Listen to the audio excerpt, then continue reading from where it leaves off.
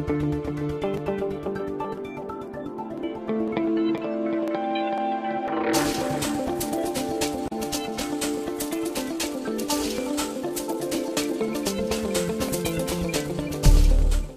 Câmara Entrevistas de hoje recebe o ex-prefeito e atual deputado federal, Antônio Embaçaí.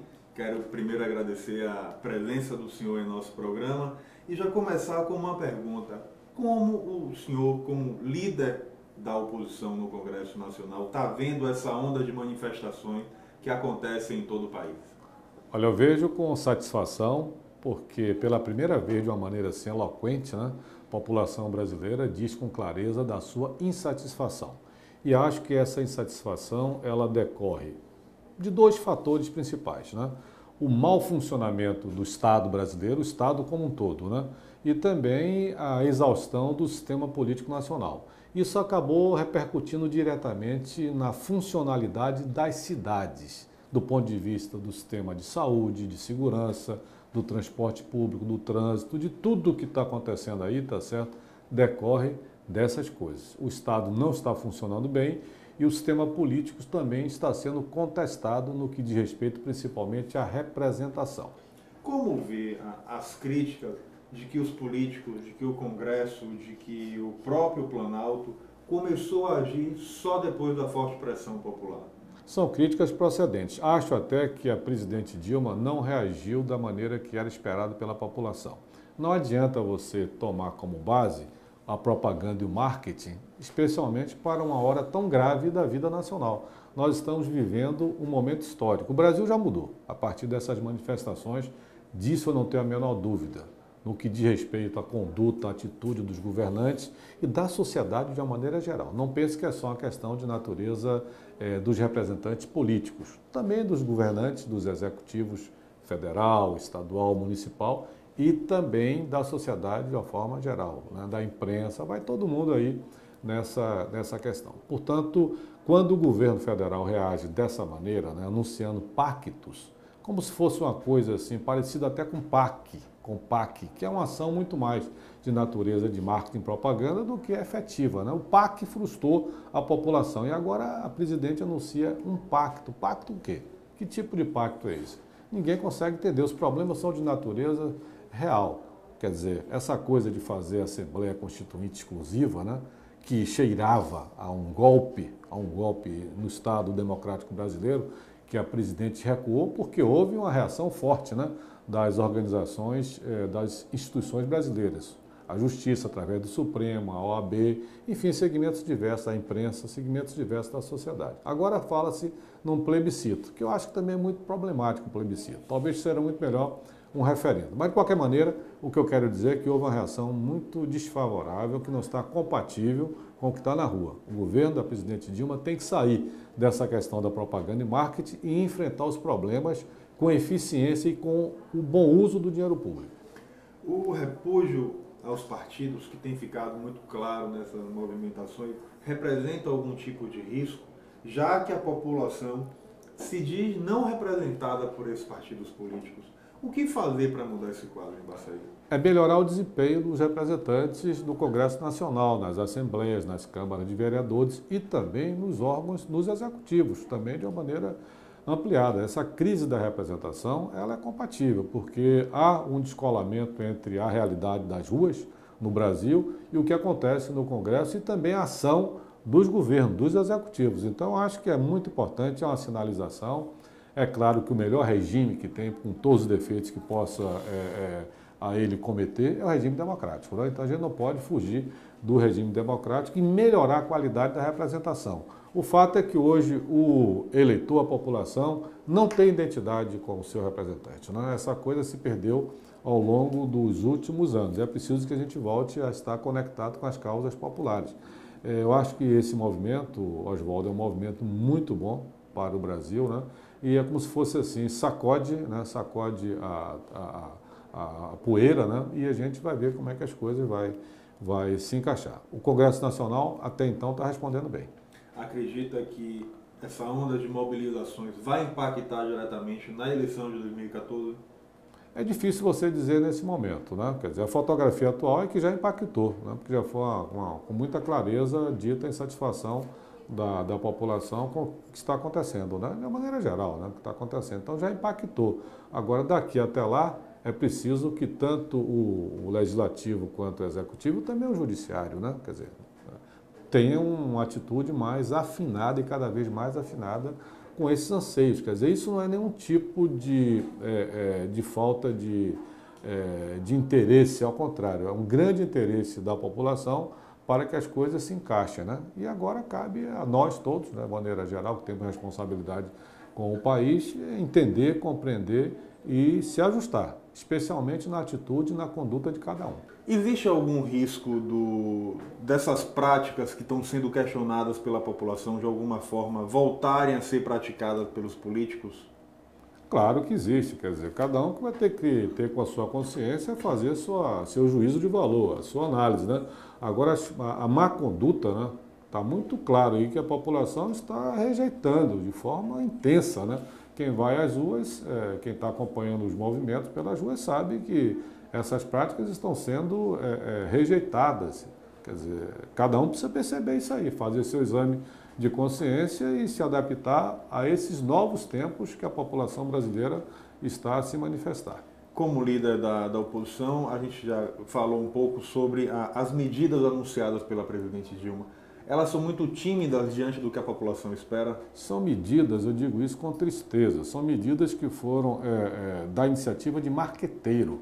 É inacreditável, impensável que num momento como esse a presidente Dilma vai se reunir com o ex-presidente Lula. Tudo bem, o ex-presidente Lula, de liderança nacional, foi presidente. Mas levar como conselheiro principal o marqueteiro João Santana é impensável. Isso é uma falta de respeito com a população.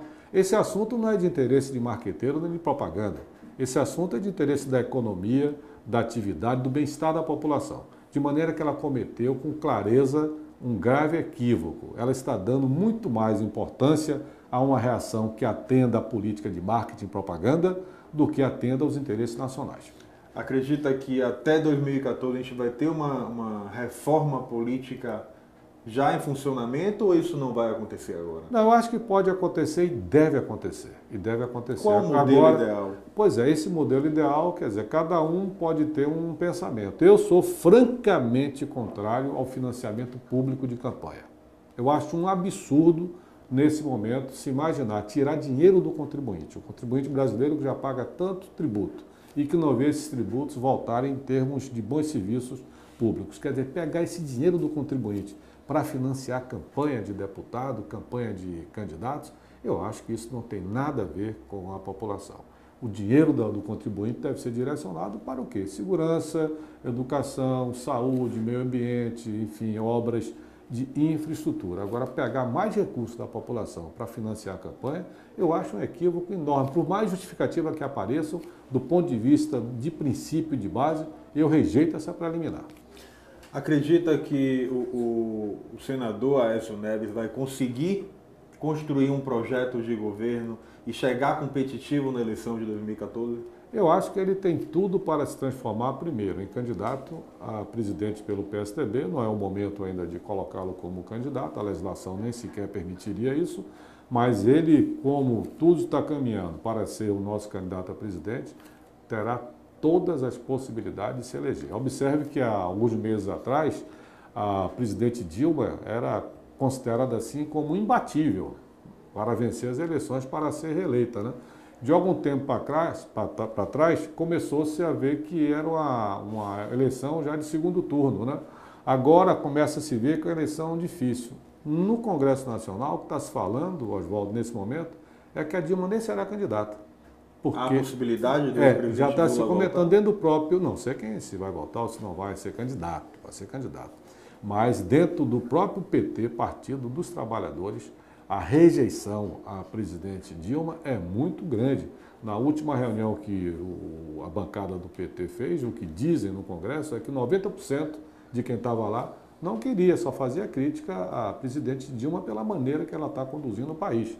Então, o Aécio Neves, tá certo, que está se colocando como uma possibilidade, uma alternativa ao que está aí, quer dizer, modificar os rumos do país, tem que ser com um candidato de oposição. E o Aécio Neves tem todas as condições, porque foi um grande presidente da Câmara dos Deputados, foi 2 vezes governador de Minas Gerais, considerado um dos melhores governadores da história de Minas Gerais, é um senador da República com excelente performance e que tem, quer dizer, um conjunto de valores, de princípios, a biografia dele, que vai permitir se apresentar como um candidato confiável e com um projeto de novos rumos para o país, que é um projeto muito bom, inclusive até eu estou participando de tudo isso. Eduardo Campos e Marina Silva são candidatos e, se forem candidatos, atrapalham ou ajudam a candidatura do PSDB? Eu não sei se serão candidatos. Tudo faz crer que os dois estão se colocando nesse momento como pré-candidatos, né? Quer dizer, o Eduardo Campos, que é também um político jovem, uma pessoa com visão moderna, que fez e faz um excelente governo em Pernambuco, né? E até eu fico assim olhando, quer dizer, as coisas boas que poderiam ir para a Bahia acabam indo para Pernambuco, né? Porque lá tem um governante mais efetivo do que o nosso governador aqui na Bahia. Apenas um parêntese. Mas vamos entrar nessa questão também. A Marina Silva, que já introduziu na eleição passada, é uma pauta interessantíssima, que diz respeito ao desenvolvimento sustentável.